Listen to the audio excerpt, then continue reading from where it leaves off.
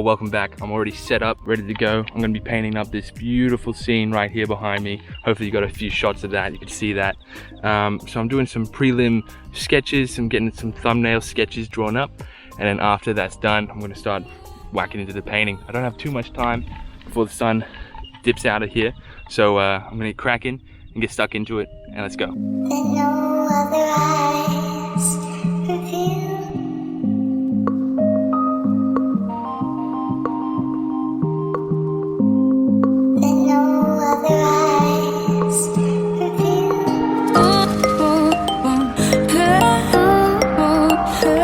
Gonna pick up a little bit of raw umber with a bit of linseed oil here, and we're gonna start transferring this sketch over.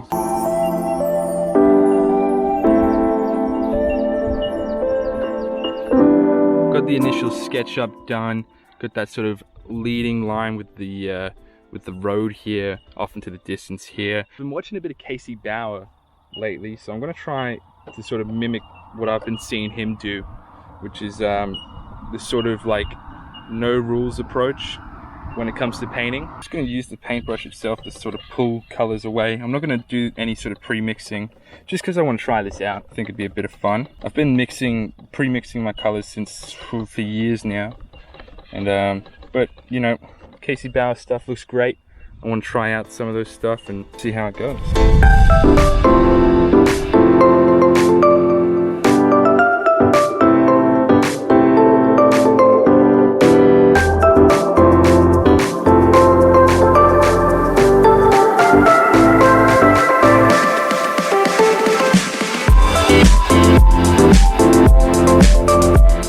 Moving along from these two trees here, I've popped in some of this green here for this this tree in the foreground there. So I'm just trying to slowly work that and sort of looking at the whole scene in my peripherals. Something I kind of picked up from Casey is that he looks at things in his peripherals. So I'm not tunnel visioning. I'm looking at things in my peripherals. I'm just looking up, seeing what the general gist of it, mix that, looking, then just sort of putting down. I'm not trying to sort of tunnel vision and see what the color I'm looking directly at looks like. I'm just sort of looking out of my peripherals, looking at everything all at once, looking back down, picking up the color, you know, that I saw. Is that more green than that green? Is that lighter than that green? And I'm just seeing all of that in my peripheral vision here. So that's what I'm trying to do here, sort of mimic that sort of way of seeing. And yeah, it's fun so far. Got a lot more to do before I can call it a day. So get back to it.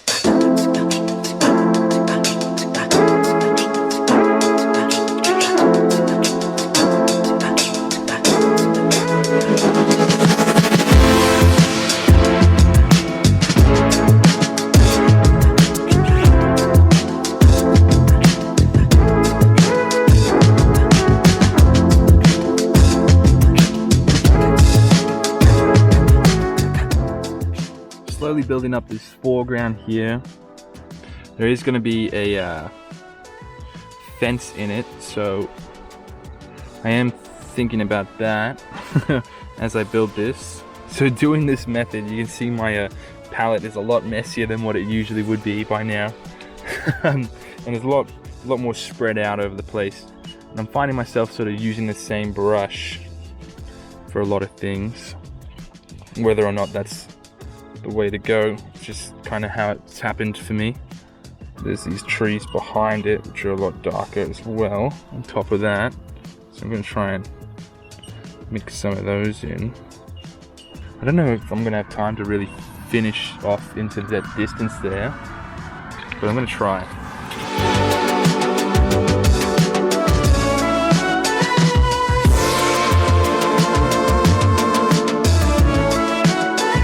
Alright, so I'm gonna call it there. I've pretty much lost all the light, as you can see. It's just a little bit stretched off into the distance behind me over here somewhere. Yeah, I'm pretty happy with what I could get done. As you can see, it's not too much. It's pretty rough, pretty blocky. Using that sort of looking at my peripherals to see the scene really helped sort of get the color, surprisingly. Not narrowing down and trying to work out what that color is, but like just looking up, glancing, seeing everything as is, really helped to see what that color was, and I was able to really tell what it was straight away, and a lot quicker too, and just mix it up down on the palette there and put it up onto the canvas there. So there's that.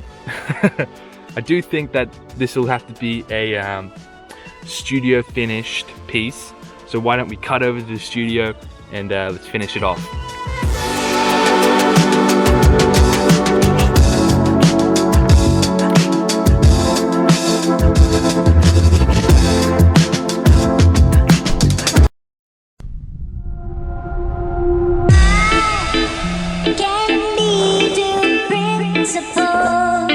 What is up, everybody? Back in the studio right now. We've got the piece on the easel ready to go. There's already so many things I want to touch up with it. So as for the initial block-in that was yesterday out on plein air, lots of fun. I feel like I got quite a lot of it down in terms of information wise. Just looking at the piece now, like I'm feeling like quite a lot of it, you know, speaks to me, is in the right place, you know, compositionally speaking. I might move that over a little bit, change up a few things here, work that background there. All it needs really is some fine tuning. So we've got it on the operating table right now. It's just about to go in for surgery. Let's get it done.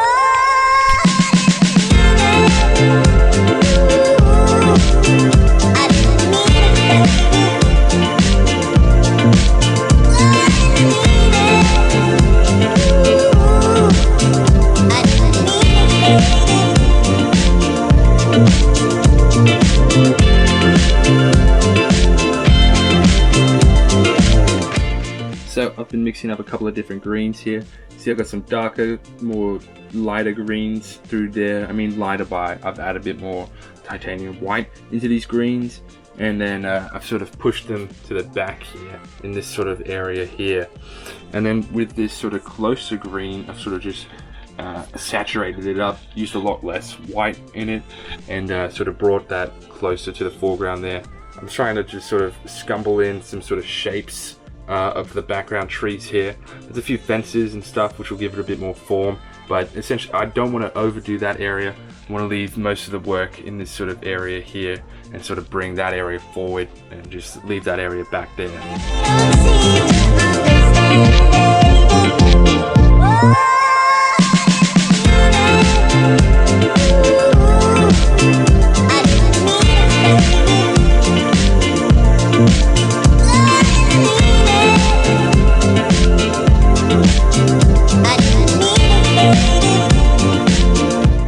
To really work this sort of whole area up a bit, increase the contrast through some of this area here, especially in this darker area beneath the tree, because the sunlight is coming from this direction, coming down, and it's only hitting like the tops, because there's another tree line that's pretty tall on this side of the road too. So got to kind of keep that in mind, and the reference photo kind of helps having helps to see that there as well. Cad red with some ultramarine blue to give me this nice purplish color for the darker tones in the sections here beneath the tree that aren't on the light side yet.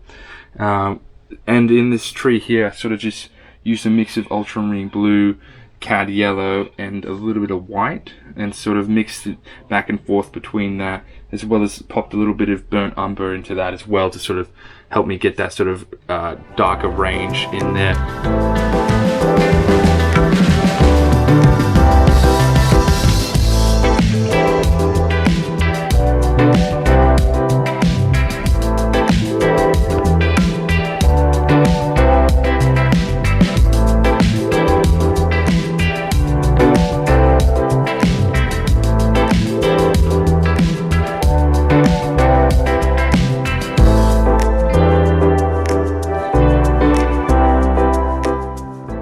Most of the block-in done for those trees on the far left, which I'm pretty happy with. I think they're going pretty well. So all those trees are pretty much, you know, I'm really happy with the way that's looking.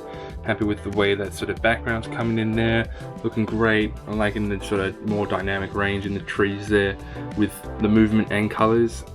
Coming over to this tree here, trying to work up that tree trunk through this tree, because you can see little specks of it come through the tree there. So I'm just kind of sort of mimicking the skeleton of that tree trunk.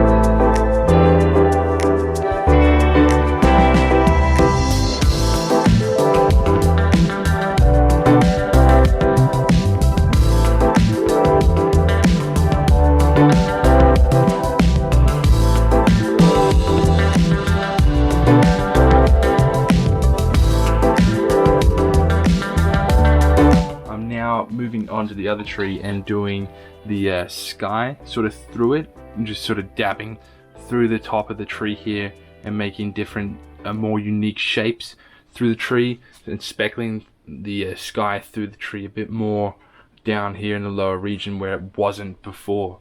So that just sort of creates a bit more of a unique, more dynamic sort of shape from it, and just allows me to sort of sculpt around the tree using the sky color itself. So fun trick.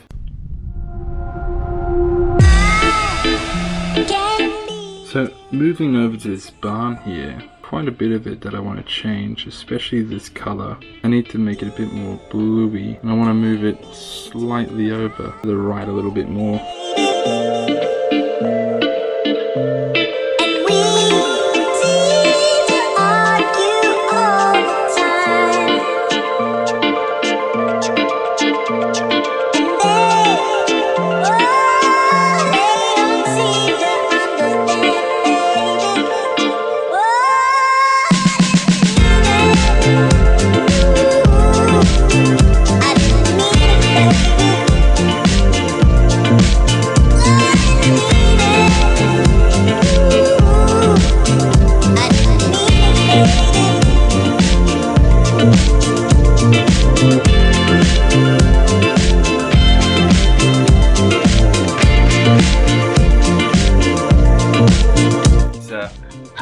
Next morning, but I think I'm pretty happy with the way everything's come together. Obviously a lot of things that I want to change. I'm going to build up this foreground area, the grass area, and really build up that highlight through there and make it nice and warmer, and really punch that warmth through those highlights in that grass area here. And then redo the road a little bit more, and add in some fence line through here. Maybe add some a power pole here as well. You see I've got one coming through here. So yeah, just little touches.